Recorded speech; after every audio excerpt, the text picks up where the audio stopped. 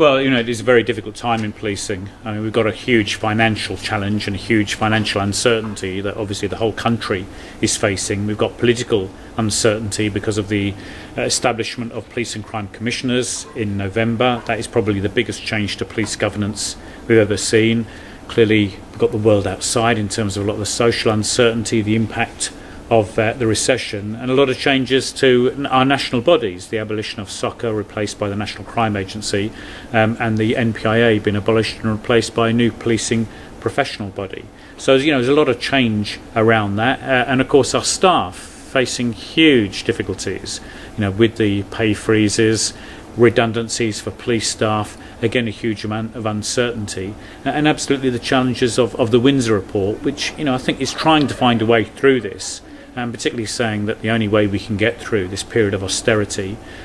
is to make sure we can use the reward system to get the best out of our staff, but frankly also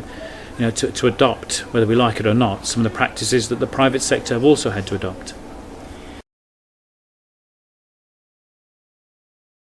Well, I think the important thing to say is policing is facing this huge financial challenge, and the only way we're going to get through this is by being radical and thinking in different ways. And it's just naive of anybody to say that we can't look at least all possibilities, and that includes partnering with the private sector or outsourcing. Now, we have to look at that, and if that is a means by which we can then put more effort into policing, into frontline policing, if that means that we can have police officers concentrating,